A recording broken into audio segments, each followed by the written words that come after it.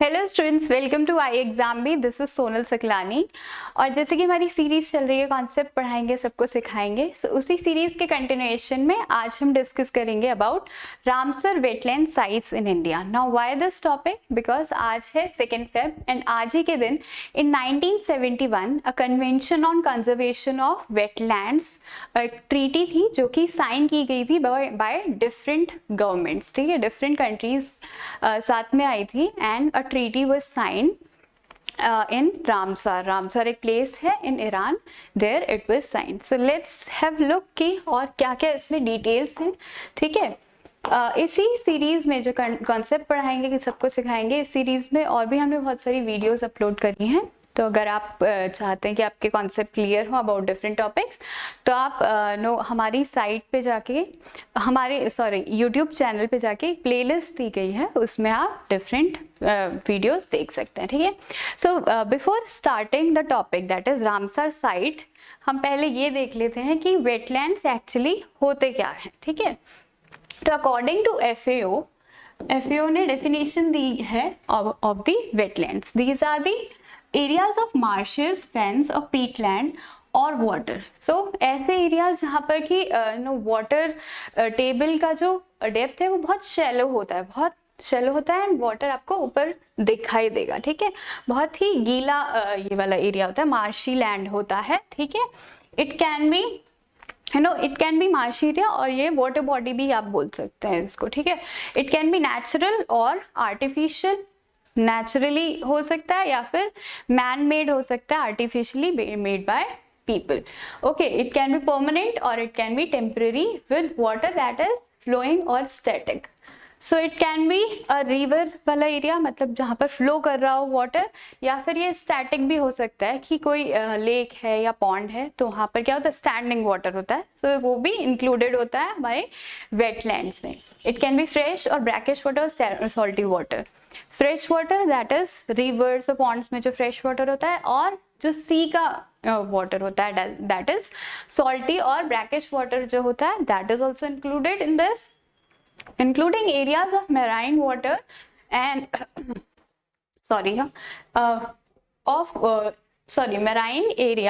marine water, the depth of which at low tide does not exceed 6 meters. तो 6 meters की जो depth है during the low tide वो ज़्यादा नहीं होनी चाहिए, 6 मीटर से ज़्यादा नहीं होनी चाहिए।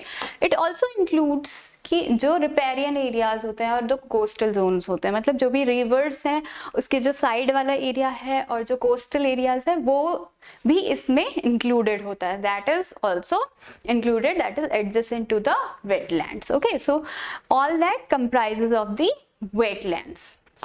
Now I know this is like one of the examples of wetlands कैसे होते हैं. Then importance of wetlands. Now like why do we need to conserve? Why different countries are paying so much of attention, या फिर हमारी government भी क्यों कह रही है कि हमें वेटलैंड्स को कंजर्व करना चाहिए? क्योंकि इनकी इम्पोर्टेंस है। अब क्या क्या इम्पोर्टेंस है इनकी? See, it improves water quality. So water quality कैसे इम्प्रूव करता है? It acts as a natural filter. Naturally ये जो भी पॉल्यूटेंट्स होते हैं वाटर में जो कि हम फैलाते हैं, जो भी एक्स्ट्रा पॉल्यूटेंट्स केमिकल्स होते हैं, उनको नेचुरली ये क्या करता है, रेक्टिफाई करता है, तो इम्प्रूव करता है वाटर क्वालिटी को। Then it provides a wild life habitat. Different जो डाइवर्सिटी के ऑर्गेनिजम्स होते हैं उनके लिए एज अ हैबिटेट ये एक्ट करता है। ठीक है, जब जनरली आपने देखा होगा कि यहाँ पर जो भी वेटलैंड साइट्स होती हैं वहाँ पर बायोडाइवर्सिटी क्या होती है, बहुत ज़्यादा होती है। Then maintain ecosystem productivity. तो इकोसिस्टम को ये मेंटेन करके रखता है, पूरा बैलेंस बना के रखता है। Then it reduces coastal storm damage and flooding को ये थोड़ा कम कर देता है। These all wetlands, they have like important role in reducing the coastal storm, damage को कम कर देता है, एंड फ्लडिंग वाला जो भी फ्लड से नुकसान होता है उनको कम करता है। Then provide recreational opportunities. जहाँ पर भी ये लेक वगैरह प्रेजेंट होंगे या फिर रिवर्स प्रेजेंट होगी वहाँ पर सीनिक ब्यूटी ऑब्वियसली होगी and that's why they provide है रिक्रिएशनल अपॉर्चुनिटी भी होती है and they also improve the water supply because ये जो वाटर होता है बिकॉज ये नो प्योरीफाई हो गया नेचुरली एंड वाटर क्वालिटी इसकी इम्प्रूव हो गई है. So this can also be used by people for no different purposes. Now what is Ramsar Convention? So Ramsar Convention was basically एक treaty, जैसे मैंने आपको पहले भी बताया कि एक treaty sign की गई थी by different governments. So it was a convention on wetlands. इसको Ramsar Convention भी बोलते हैं and Convention on Wetlands भी बोलते हैं. It was intergovernmental treaty. So different governments, different countries की government आई थी and they came together and एक ट्रीटी उन्होंने साइन करी थी so as to conserve all these wetlands that provides a framework. So different इसमें रूल्स दिए गए हैं कि कैसे कैसे it should be conserved for the conservation and wise use of the wetlands and their resources. It was basically signed on 1971 on 2nd Feb 1971 को ये sign की गई थी and it was like adopted by UNESCO and it came into force in 1975. सो 4 साल बाद जब sign कर दी गई उसके 4 साल बाद it came into force and since then 90% of UN member states. So UN के जो मेंबर कंट्रीज हैं उनमें से 90% कंट्रीज ने इसको अभी तक साइन कर दिया है. Okay then there are several criterias. Now we have seen कि इंडिया में जो है 75 अभी तक रामसर वेटलैंड साइट्स रिकॉग्नाइज कर दी गई हैं. अब वो किस बेसिस पे रिकॉग्नाइज होती हैं, उसके 9 क्राइटेरियाज हैं. ठीक है, अब इनमें से एक भी क्राइटेरिया अगर वो फुलफिल करता है so that is considered as the Ramsar wetland site. Okay, so इसमें 9 क्राइटेरियाज बहुत लेंदी हैं. आपको मैं इसका जस्ट बता देती हूँ. ठीक है, क्राइटेरिया 1 में है कि इट शुड हैव रेयर और रिप्रेजेंटेटिव यूनिक एक नेचुरल वेटलैंड सिस्टम होना चाहिए, एक इकोसिस्टम उसका ऐसा होना चाहिए, नेचुरल होना चाहिए. क्राइटेरिया 2 है कि any of the vulnerable endangered और क्रिटिकली एंडेंजर्ड स्पीशीज इसमें होनी चाहिए. That should be like dependent on this wetland. उसकी जो लाइफ साइकिल है वो उस प्लेस पे जो वेटलैंड एरिया है उस पे डिपेंडेंट होनी चाहिए, उस इकोसिस्टम में ये पाई जानी चाहिए. ठीक है, कोई भी एक वल्नरेबल स्पीशीज या endangered species. Then wetland should be it is important for maintaining the biological diversity of a particular biographic region. जो वहाँ पर अगर बायोडाइवर्सिटी बहुत ज़्यादा है सो उसको भी कंसिडर करते हैं. Then we have criteria 4 that it supports the plant and animal species at a critical stage में सपोर्ट करना चाहिए, या फिर इट सपोर्ट्स 20,000 और more of water birds. So water birds के लिए स्पेशली है एक अलग से क्राइटेरिया. ठीक है, और it should regularly support 1% of the individual of population of one species or subspecies of water bird. All right, then we have another that is criteria 7. वो कहता है कि indigenous fish subspecies. So we have seen कि एक water bird की species and fish species भी हो सकता है कि या फिर वो वाटर बर्ड की कोई स्पीशीज को एंडेंजर्ड या क्रिटिकली एंडेंजर्ड स्पीशीज को वो वेटलैंड सपोर्ट करता हो, या फिर वो किसी फिश सब स्पीशीज को सपोर्ट करता होगा. ठीक है, और it can be a source of food for fishes और स्पॉनिंग ग्राउंड और अ नर्सरी और migration path. It can be one of them. Then criteria 9 is 1% of the individual of population of subspecies or species of non-avian animals. So avian animals as well as non-avian animals. So इसमें से कोई भी अगर एक criteria fulfil करता है तो उस लैंड को हम वेटलैंड रामसर वेटलैंड साइट्स में काउंट कर सकते हैं.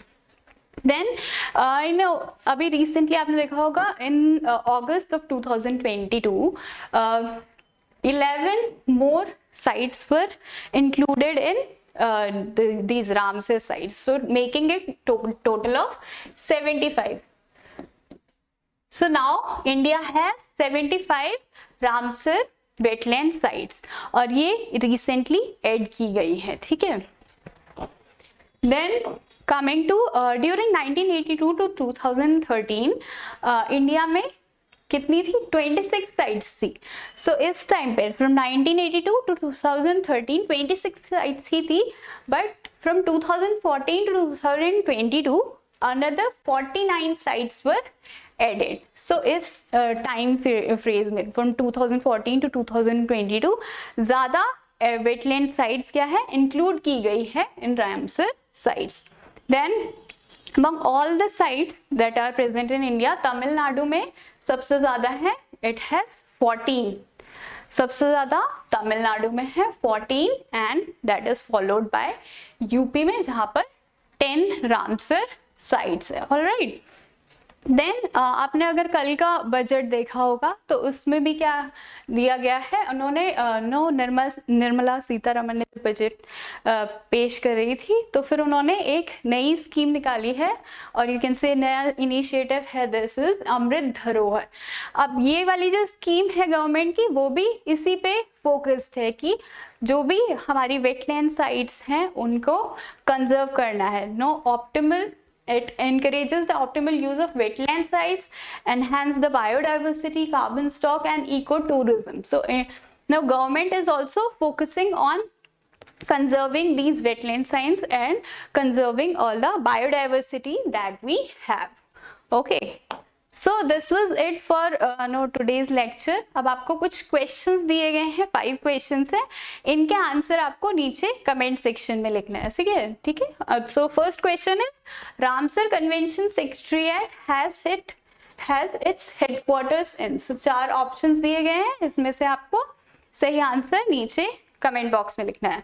Then we have second question, what is the theme for world wetland day 2023। So हर साल का एक थीम होता है, आपको बताना है कि इस साल का क्या थीम है, ठीक है।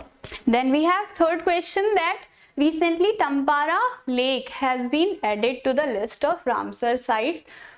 रामसर वेटलैंड साइट्स में ये ऐड किया गया है, आपको बताना है कि इसकी लोकेशन क्या है, कौन से स्टेट में ये है।